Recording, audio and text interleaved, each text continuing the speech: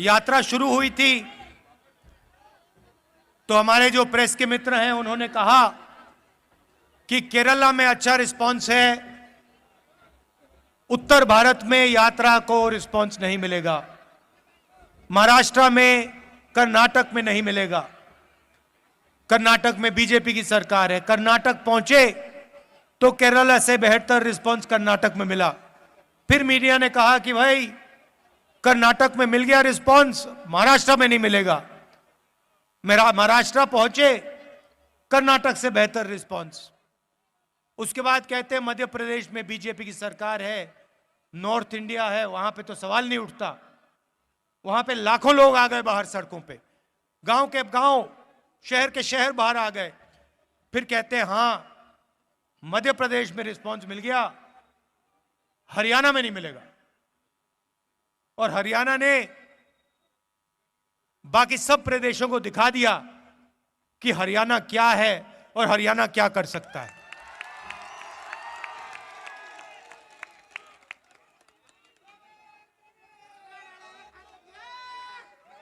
और जो हमने नफरत मिटाने की बात की, डर मिटाने की बात की, वो सचमुच हमें इन सड़कों पे आपने दिखाया है। इस यात्रा में किसी ने गलत तरीके से किसी से बात नहीं की। कोई गिरा, चाहे हिंदू हो, मुसलमान हो, सिख हो, ईसाई हो, मैंने अपनी आंखों से देखा। जैसे ही गिरा, यात्रा ने उस व्यक्ति को अपने गोद में लिया। किसी ने नहीं पूछा भाई तुम हिंदू हो, मुसलमान हो, सिख हो, ईसाई हो, कौन सी जात के हो, ना। जैसे ही कोई गिरा, वैसे ही पूरी यात्रा ने, हिंदुस्तान ने उसको अपना माना, उसको उठाया, पानी पिलाया, अगर पट्टी की जरूरत थी पट्टी की, और फिर कहा चलो चलो हमारे साथ चलो। यह आपने दिखाया हमें, और यह नई चीज नहीं है। यह आपका जो प्रदेश है, यह सदियों से देश को यही दिखा रहा है। महाभारत की जमीन है, कौरव पांडवों की जमीन है। जो उस समय लड़ाई थी, बात लोगों को अभी समझ नहीं आ रही है, मगर जो उस समय लड़ाई थी वही आज लड़ाई है। लड़ाई किसके बीच में है?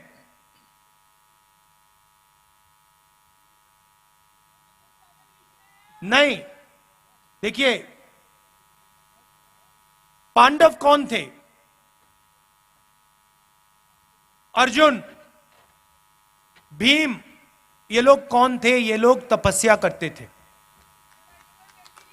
ये लोग तपस्या करते थे। क्या पांडवों ने इस धरती पे नफरत फैलाई थी क्या? आपने महाभारत पढ़ी है, क्या उसमें लिखा है कि पांडवों ने किसी गरीब व्यक्ति के खिलाफ अपराध किया? कहीं लिखा है? पांडवों ने डिमोनेटाइजेशन किया क्या? नोटबंदी की थी क्या? गलत जीएसटी लागू की थी क्या? कभी करते? कभी नहीं करते। क्यों नहीं करते? क्योंकि वो तपस्वी थे और वो जानते थे कि नोटबंदी, गलत जीएसटी, किसान बिल इस धरती के जो तपस्वी हैं उनसे चोरी करने का तरीका है।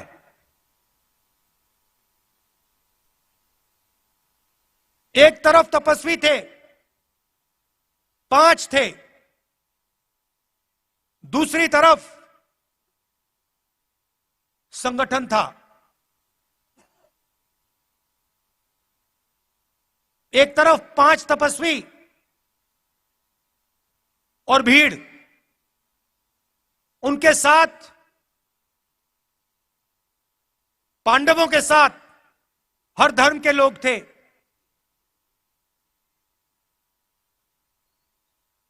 जैसे यहां पे यात्रा चल रही है, इसमें कोई ये नहीं पूछता भैया कौन हो, कहां से आए हो।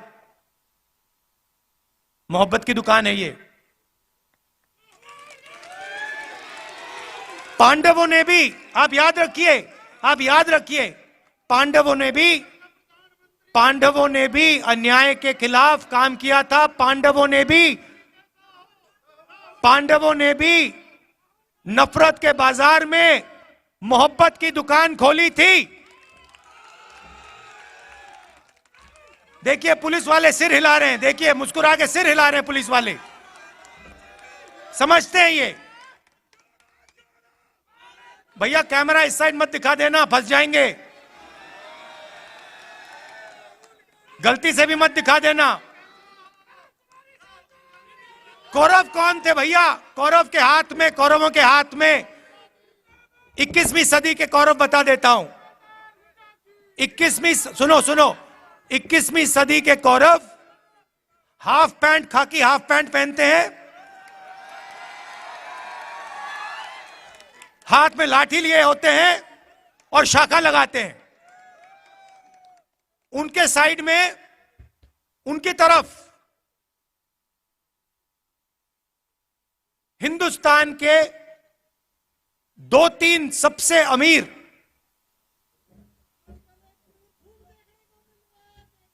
अरबपति कौरवों के साथ खड़े हैं। भाई और बहनों,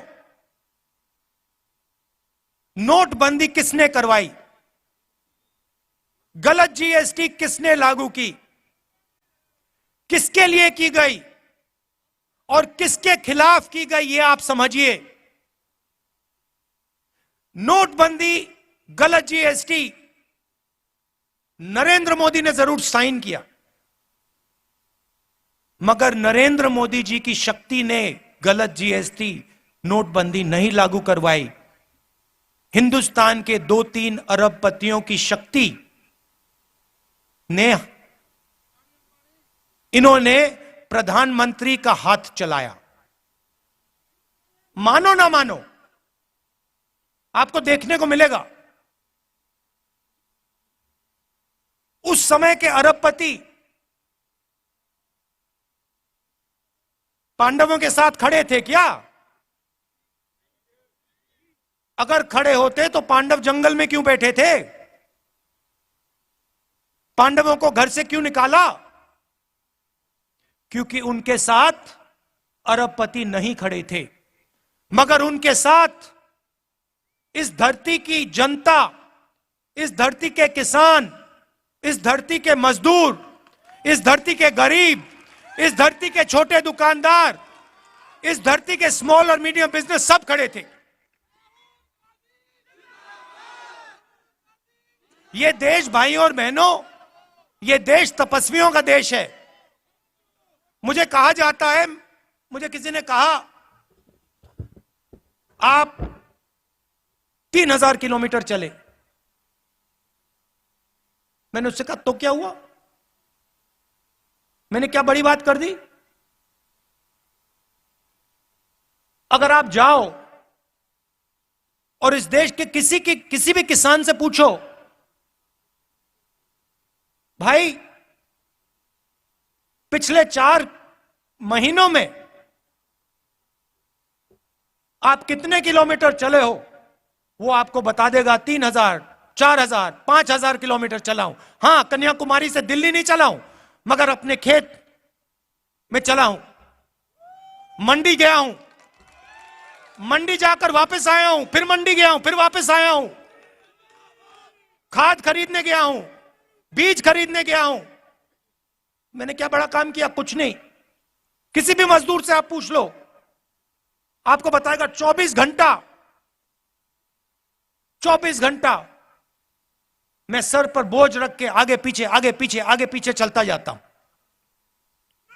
वो ये जो घड़ी है ना फिटबिट वाली, ये जो मैं पहना हूं, जो किलोमीटर दिखा देती है, वो नहीं पहनता है।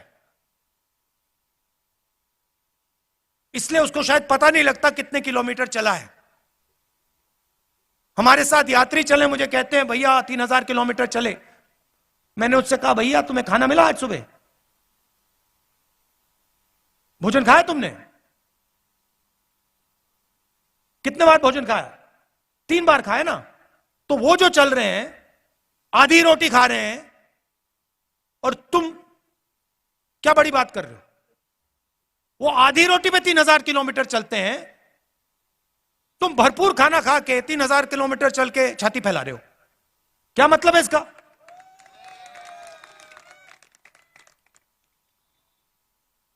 फिर ये मेरी टी शर्ट के पीछे पड़ गए।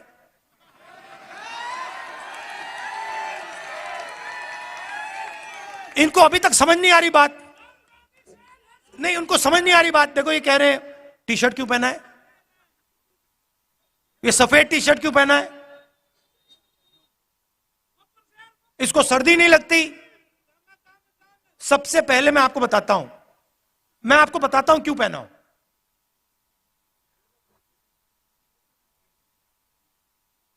यात्रा शुरू हुई, केरला में भयंकर गर्मी, ऐसा लग रहा था भैया टी शर्ट उतार दो। मतलब उसमें पसीने आ रहे थे, ह्यूमिडिटी बहुत थी। केरला में काफी मतलब गर्मी लगी। फिर मैं मध्य प्रदेश में गया, थोड़ी ठंड होने लगी, थोड़ी सी, मतलब ज्यादा नहीं। सुबह सुबह क्या हुआ, 6 बजे हम निकलते हैं। सुबह सुबह 3 गरीब बच्चे मेरे पास आ गए, फटी हुई शर्ट थी। और जब मैंने उनको ऐसे पकड़ा, हाथ लगाया फोटो के लिए, फोटो लेना चाहते थे, एक इस साइड और एक साइड लड़कियां थी, एक इस साइड एक इस साइड। जैसे मैंने उनको पकड़ा, वो कांप रही थी, ठंड से कांप रही थी। और फिर मैंने देखा पतली सी शर्ट थी। उस दिन मैंने निर्णय ले लिया कि जब तक मैं नहीं कांपूंगा, मैं टी शर्ट पहनूंगा। जब कांपना शुरू हो जाएगा, जब मुझे अच्छी मतलब ठंड लगने लगेगी, जब जबरदस्त कठिनाई होगी, तो फिर मैं स्वेटर पहनने का सोचूंगा, मगर उससे पहले नहीं करूंगा। मैं उनको मैसेज देना चाहता हूं, उन 3 लड़कियों को देना चाहता हूं कि अगर आपको ठंड लग रही है, तो फिर राहुल गांधी को भी ठंड लगेगी। जिस दिन आपने स्वेटर पहन लिया, उस दिन राहुल गांधी स्वेटर पहन लेगा। नहीं नहीं नहीं, ये बात मत बोलो, ये फिर से आप गलत बात बोलना शुरू कर दो। महात्मा गांधी नहीं हूं मैं। आप नहीं, सुनो, ये मेरे जैसे इस देश में करोड़ों लोग हैं, ठीक है, करोड़ों लोग हैं। यहां पे क्या हो रहा है, यहां पे काम कोई कर रहा है, तपस्या कोई कर रहा है। जैसे मैंने पांडवों की बात की, यहां पे युद्ध हुआ था, हजारों लोग मरे थे। वो क्यों हुआ था? क्योंकि उस समय हिंदुस्तान में जो काम कर रहा था,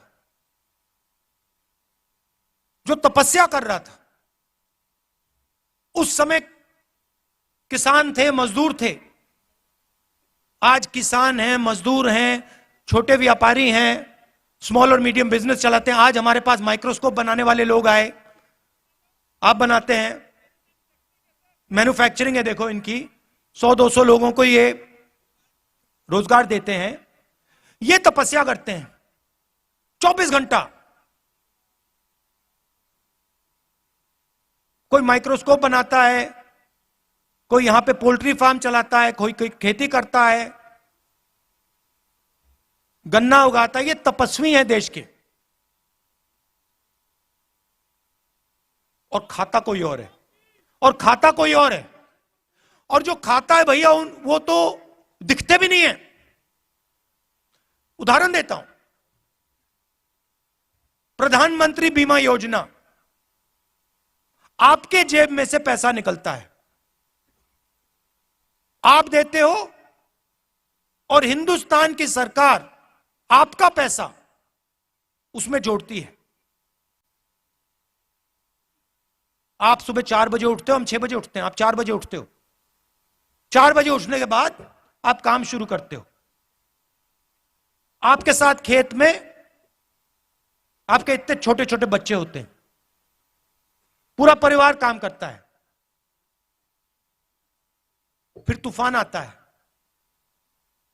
आंधी आती है, बारिश होती है, ओले गिरते हैं, और फिर आप जाते हो बीमा लेने। कहते हो भैया चलो नुकसान हो गया, बीमा का पैसा तो भरा था। पता लगता है इंटरनेट पे आपको कंपनी नहीं मिलेगी, नाम नहीं मिलेगा, फोन करो कोई जवाब नहीं देगा। आपकी तपस्या कोई और खा गया। जीएसटी के बारे में बताता हूं, मजेदार बात मैंने सुनी।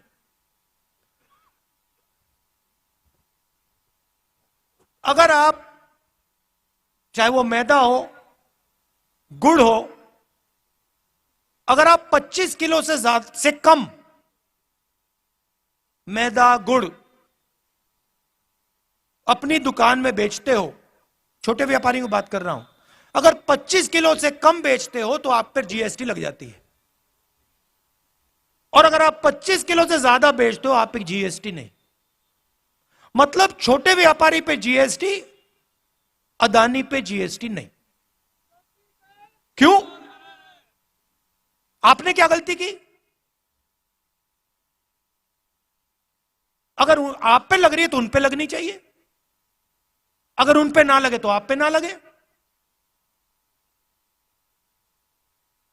किसान आए हमारे पास, एमएसपी की बात की। हिमाचल प्रदेश में मैंने आज अखबार में पढ़ा,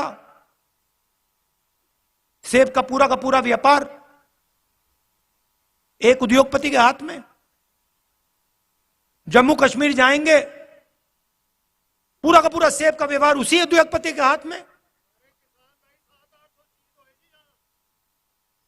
नहीं हुए भैया, क्योंकि शहीद जो होता है उसको शहीद का दर्जा मिलता है।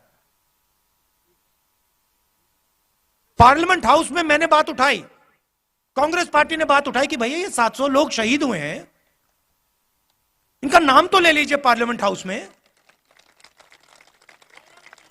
शहीद का दर्जा तो दे दीजिए। प्रधानमंत्री कहते कोई शहीद नहीं हुआ। हमने मौन करा दिया वहां पे, मैं खड़ा हो गया, मैंने कहा भैया हम तो मौन करेंगे। स्पीकर गुस्सा हो गया मुझसे, कहते देखिए पार्लियामेंट हाउस में जो 700 किसान शहीद हुए हैं उनके लिए 2 मिनट मौन नहीं रखा जा सकता है। हम जानते हैं कि शहीद हुए, उनके परिवार जानते हैं कि शहीद हुए, हिंदुस्तान की सरकार नहीं जानती, उनके लिए नहीं शहीद हुए। मगर वैसे मैं उनकी बुराई इतना नहीं करना चाहता, वो करने जो कर रहे हैं करने दो उनको। मैं क्या चाहता हूं कि जो तपस्वी है, चाहे वो किसान हो, मजदूर हो, छोटा व्यापारी हो, जो वो तपस्या करे, गीता में लिखा है। क्या लिखा है गीता में तपस्या के बारे में? बताइए भैया, आपसे ले रहा है। तपस्या करो और फल मत देखो। मगर गीता में यह नहीं लिखा है कि तपस्या करो और फल नहीं मिलेगा।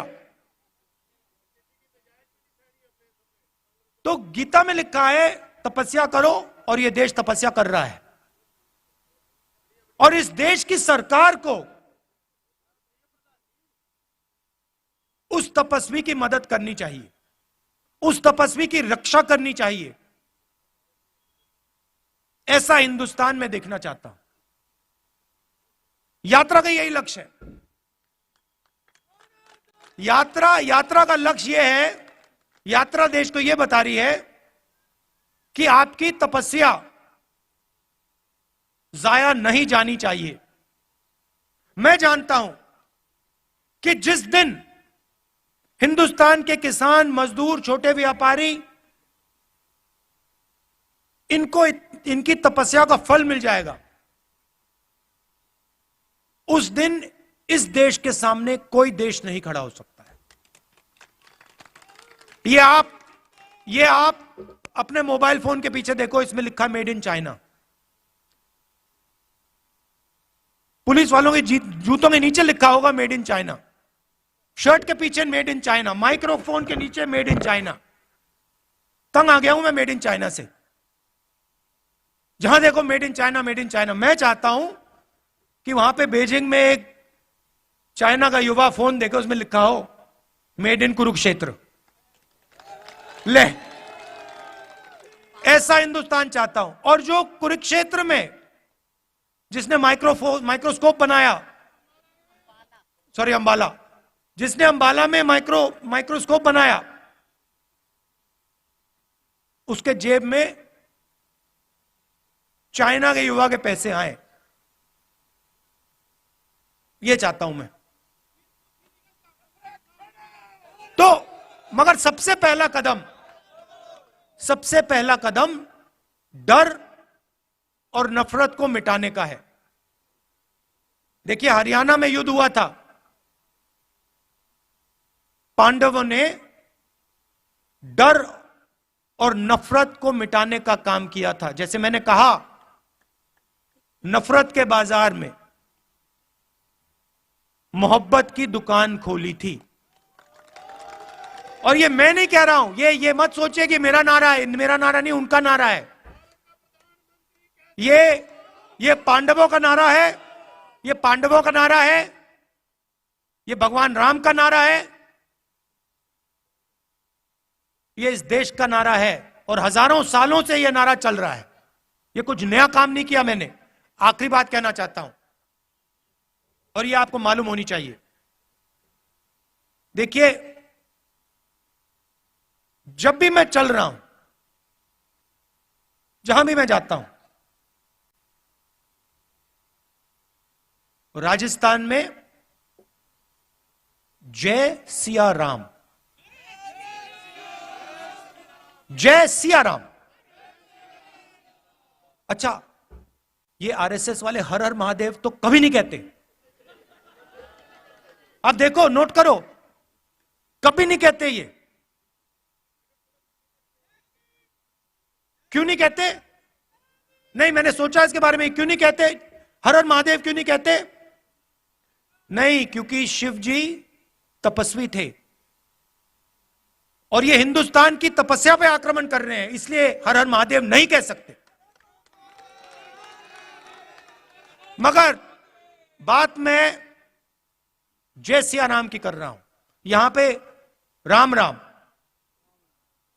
राम राम सुना मैंने, राम राम, जय सिया राम।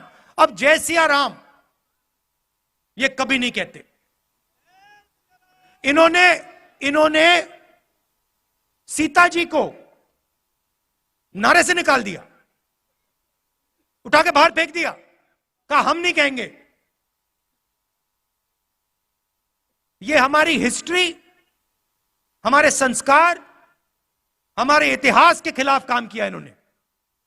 और जब भी कांग्रेस पार्टी का कोई भी कार्यकर्ता आरएसएस के कार्यकर्ता के सामने आए, उससे कहो तुम जय सिया राम कहोगे, और उससे जय सिया राम कहलवाओ। क्योंकि जितने जरूरी राम थे, उतनी ही जरूरी सीता थी। तो आप सब यहां आए, इतने प्यार से आपने मेरी बात सुनी, दिल से आपका धन्यवाद करना चाहता हूं। और आज एक कमी रह गई, आज एक कमी रह गई। हमने आज वो जो बीजेपी के लोग करते हैं, देखिए उनके संगठन में महिलाएं तो होती नहीं है, अलाउ ही नहीं है। अभी तक नहीं समझ आया मुझे उनके संगठन में महिलाएं क्यों नहीं है, वो अलग बात है, मगर आज हमने पूरा दिन महिलाओं का कर दिया। तो जो हमारे पुरुष हैं उनको आज थोड़ी मुश्किल हुई, आप अंदर नहीं आ पाए, आप मिल नहीं पाए, तो मैं आपसे माफी मांगना चाहता हूं। और कल दोनों स्त्री और पुरुष का दिन है, तो आप सब लोग आ पाएंगे और आपसे मिल सकेंगे। दिल से बहुत बहुत धन्यवाद। नमस्कार। जय हिंद।